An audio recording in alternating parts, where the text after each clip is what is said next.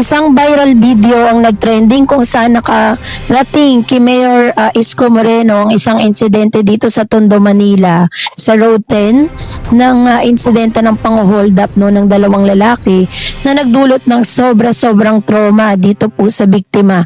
Kaya naman agad na ipinahanap at agad na kumilos ang gobyerno ng Maynila para matunton ang mga suspect sa pangyayaring ito. At ngayong araw ay iniharap ni Mayor Isko Moreno ang mga suspect dito po sa pangyayaring ito. Let's watch this. Nakita nyo nakasakay sa motor kanina. Tromang-troma pa hanggang ngayon. Nangyari po yung insidente kaninang madaling araw, alas 3 sa madaling araw. Hindi ko naman maintindihan sa mga to. Kala yata nito mga to, joke kami. Sinabi ng... Anyway, Miss Lopez, you're from Nabotas. O, saan ka papunta? Sa Moriones, sa Tondo. Ito po, yung biktima hanggang ngayon, trauma po talaga ito. Pagpasensya mo na, meron pa rin mga malalakas ang loob na tulongges na gusto subukin ng Maynila. But I am happy that you are Grabe. more than anything else. Yung pera na mawawala, gamit mawawala. Ang importante sa akin, ligtas ka. Now, bilang tugon sa pang-aabuso, pambibiktima kay Patricia Lopez, gusto po namin i-update kayo. Ayan, pasok mo yung dalawa na yan.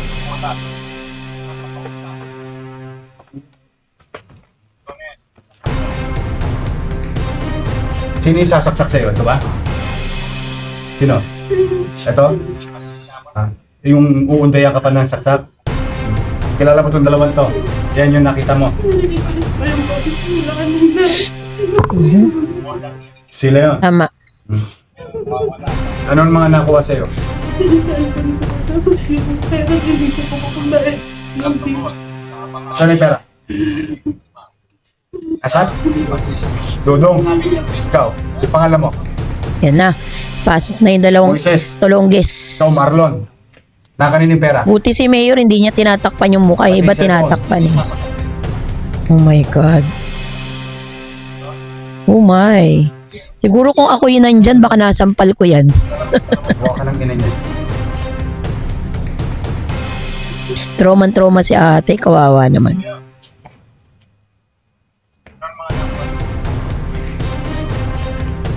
Puro yung cellphone. Dito na sila para sa Mapapamura si Mayor dito. Ba't sino si Dudong? Ha? Tang ina mo. Sinungaling kami lahat ngayon. Ha? Siya ba yung nasa video? So wala ka doon? Hindi ka niya kasama? O, anong ginasabi mong siya talagang tumira? Loko kayo ha. Putang ina niyo. Gusto nang sampalin ni Mayor. Ayan. Yung kamay ni Mayor tumataas na, gusto naman nampal ni Mayor.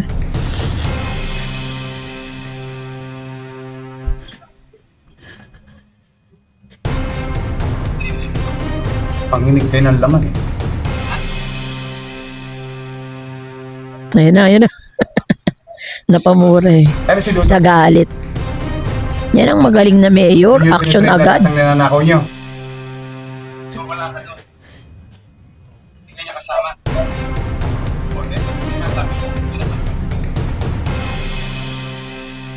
Na-medical na ito mga ito. Sasaksapin niyo po ito ba? Anyway, muli, kami humihingi ng pasensya sa iyo.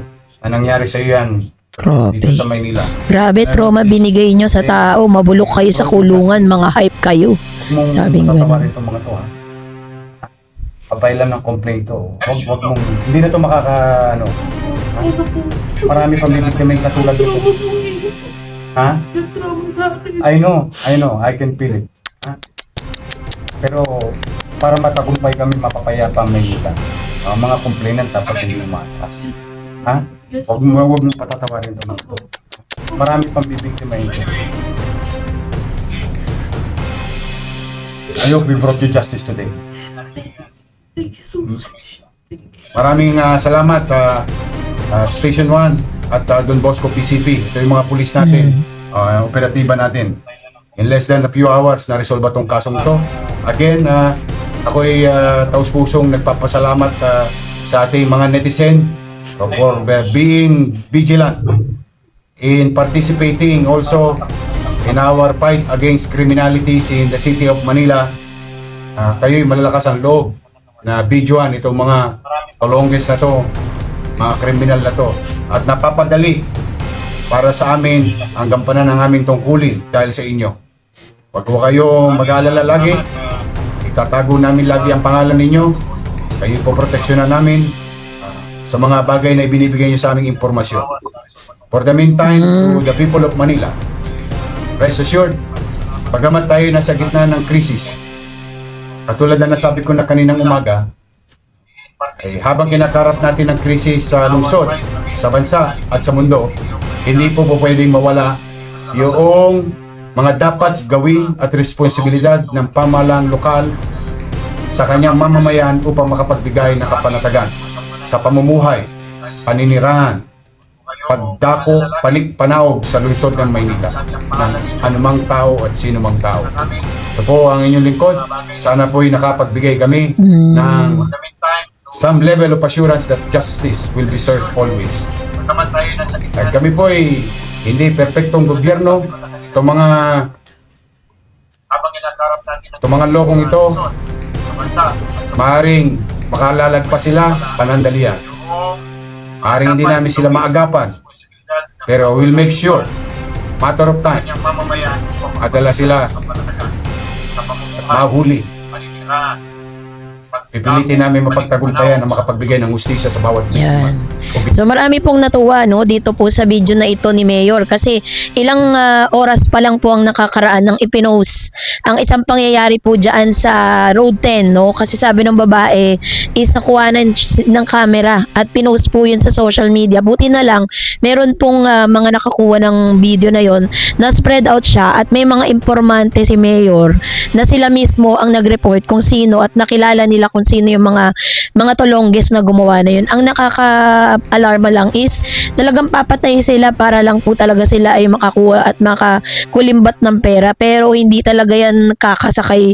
Hindi yan hindi yan na pwede kay Mayor Kaya talagang saludo tayo kay Mayor para sa kanyang mabilis na pagkilos at pagresolba sa ganitong klase ng issue sa Maynila.